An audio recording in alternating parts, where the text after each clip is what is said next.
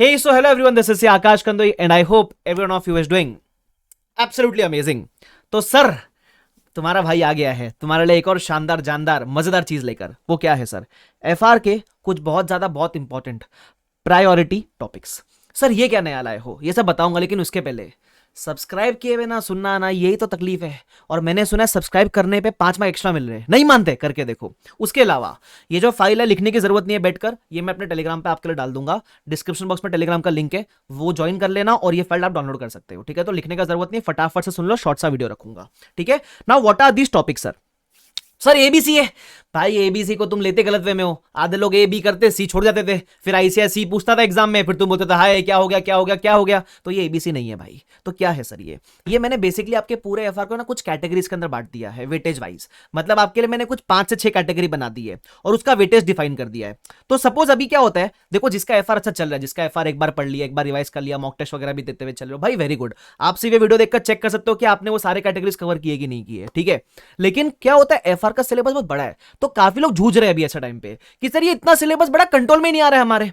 कर लिया लेकिन रिवीजन करने में यार वो खत्म ही हो, ये पेट्रोल खत्म ही नहीं होता है ना, वो ऐसा वाला हिसाब है सर, एफआर खत्म ही नहीं होता है।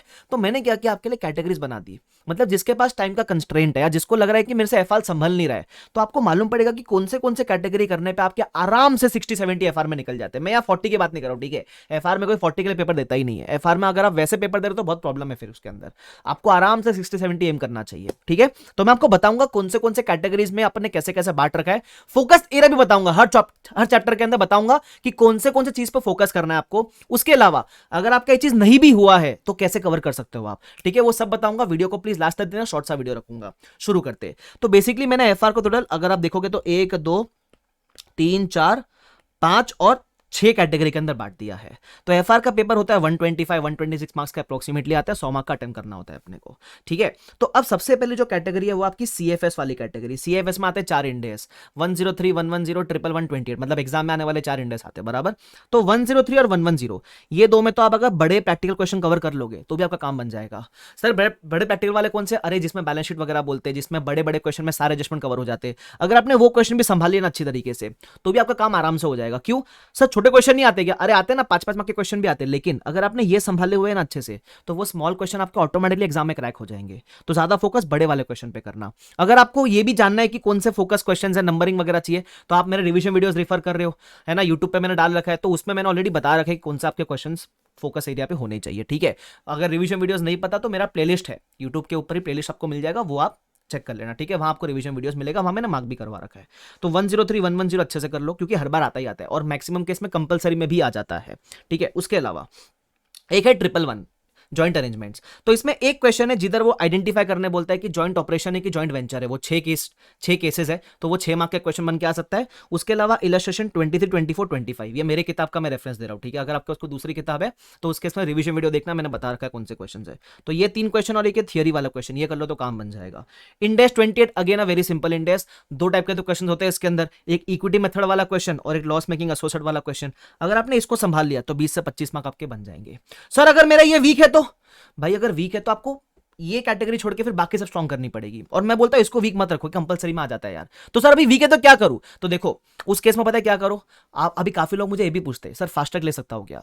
भाई देखो वो आपके ऊपर है। अगर आपको लगता है कि मेरे को कवर करना है कुछ स्पेसिफिक टॉपिक्स, ले लो ना, क्या दिक्कत है? कौन बोलता है पूरा लेक्चर देखने का? फटाफट से जितना पार्ट देखना होता है देख के खत्म करो ना यार, इन्वेस्टमेंट ही तो, और क्या दिक्कत है तुमको? और उसके लिए मेरे को काफी बच्चे रिक्वेस्ट भी कर रहे थे, तो मैंने तुम्हारे लिए क्या कर रखा है, मैंने फास्ट ट्रैक पे ना बहुत भयंकर डिस्काउंट दे दिया अभी नवंबर 23 वालों के लिए। ठीक है, मतलब तुमको ऐसा भी है ना कि मेरे को पूरा नहीं देखना है, मेरे को है ना सिर्फ दो तीन बॉक्सेस मेरे को कवर करना है, तो कर लो ना भाई। तुम देख लो मैंने उसका प्राइस भी डाल दिया, किसके पास हार्ड कॉपी रहेगा तो मैंने और भी प्राइस कम कर दिया आपके लिए, तो आप वो ले सकते हो, बीबी वर्चुअल्स पे अवेलेबल है। ठीक है, तो ये वाला ऑफर है ना, मेरे ख्याल से नेक्स्ट 7 to 10 डेज तक मैं रखूंगा आप सबके लिए, तो आपको चाहिए तो आप ले सकते हो। ठीक है, अगर आपको कोई भी बॉक्स मतलब कोई भी एक ऐसा कैटेगरी कवर करना तो आप कर सकते हो उसमें से। तो ये सीएफएस वाली कैटेगरी के 20 से 25 मार्क निकल जाएगा। उसके बाद नेक्स्ट कैटेगरी फाइनेंशियल इंस्ट्रूमेंट्स।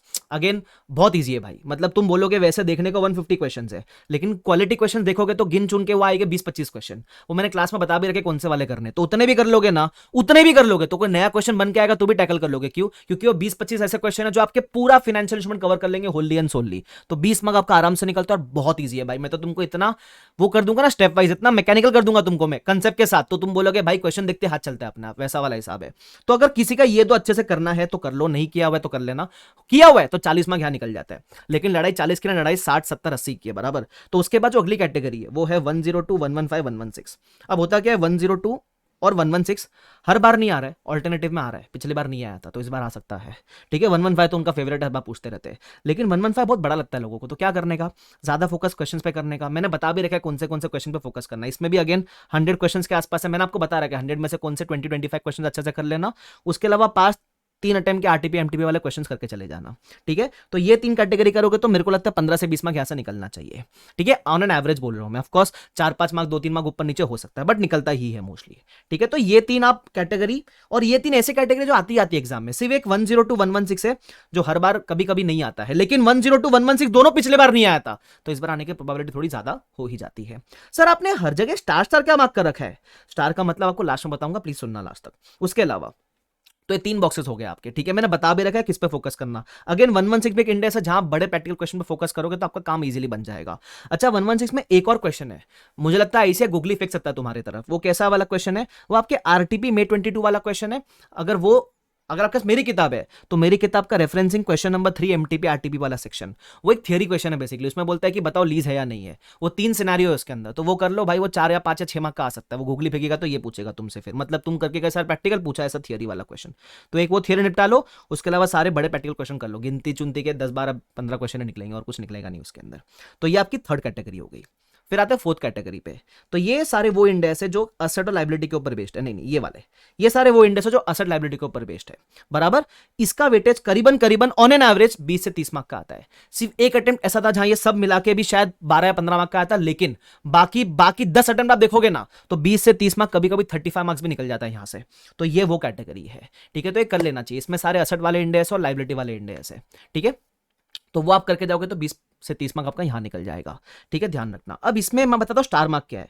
अगर आप ध्यान से देखोगे ना तो काफी लोग बोलेंगे सर ये पूरी कैटेगरी में भी अगर टाइम बहुत ज्यादा कम है तो मैं ज्यादा फोकस किस पे करूं? करना सब कोशिश करना, जितना कर सको उतना कर लो, लेकिन ज्यादा फोकस किस पे? तो जो स्टार है ना, the star indicates nothing but ultra priority topics. मतलब वो तो एकदम ही ऐसा है कि ये तो कर ही लेना, इसको तो छोड़ना ही मत, वैसा।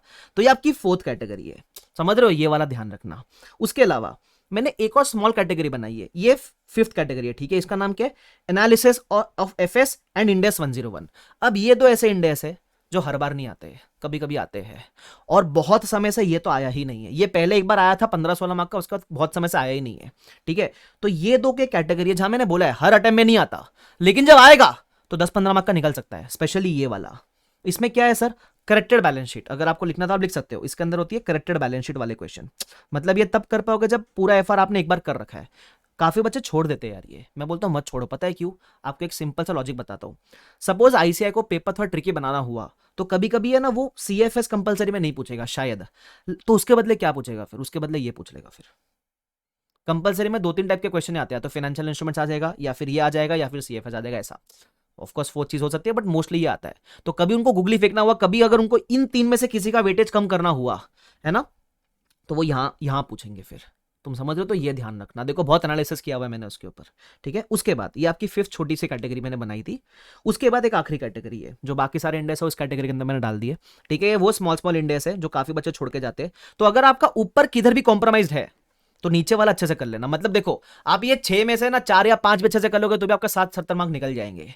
ठीक है, ऑन एन एवरेज, मतलब अप्रोक्सीमेशन देखोगे तो निकल जाएगा। मैं तो कहता हूं कि सब करना चाहिए, लेकिन टाइम का क्वेश्चन है तो you are smart enough to plan things out बराबर। इसके अंदर भी मैंने आपको वो स्टार दे रखा है, तुम समझ रहे हो क्या? और इसमें मैंने स्पेसिफिकली बोल रखा है ज्यादा फोकस क्वेश्चन पे करो।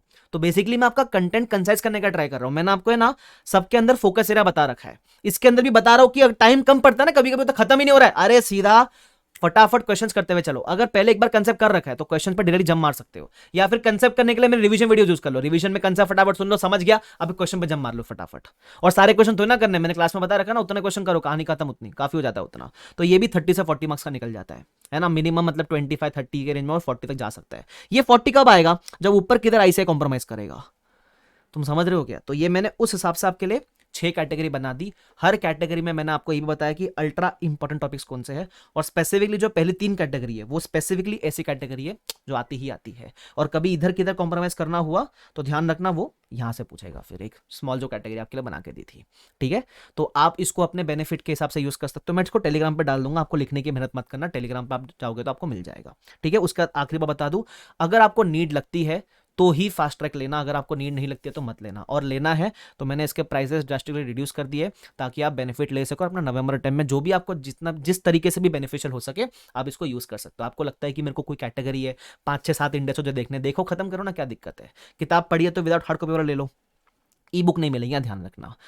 किताब पढ़िए तो ही ये वाला ऑप्शन लेना, वरना विद हार्ड कॉपी वाला ऑप्शन ले लेना, ठीक है। उसके अलावा मेरे को लगता है जो भी रेलिवेंट लगेगा आपके लिए मैं इस चैनल के ऊपर डालता है चलूंगा, तो प्लीज सब्सक्राइब करके रखो ताकि आपको जो भी यूजफुल चीजें मिलते हुए चले। उसके अलावा अगर हेल्पफुल लगा तो कमेंट करके जरूर जाना, शेयर जरूर करना, ठीक है। पसंद आए तो लाइक दबा देना, ठीक है। और अगर यहां तक देखा है तो एक आखिरी बात बोलूंगा, मेहनत करना मत छोड़ना, मतलब there is no shortcut to success, ठीक है। मेहनत तो करनी ही है, बस गिवन टाइम में जो बेस्ट कर सके वो फिटिंग करने का ट्राई करना। ये शॉर्टकट की तरह कभी मत देखना चाहिए क्योंकि मैं क्या इतना सा कर लूंगा तो मेरा काम बन जाएगा, नहीं, there is no shortcut to success, ठीक है। मेहनत तो करनी पड़ेगी, बस हाँ बहुत सारा है करने को, समय कम है, तो you can plan things out, तो इसलिए मैंने आपके लिए एक स्पेशल सा वीडियो बना के रखा है। तो I hope this was helpful, thank you so much everyone, keep working hard and best of luck for exams, okay. So thank you so much, bye bye everyone, take care, see you, bye bye.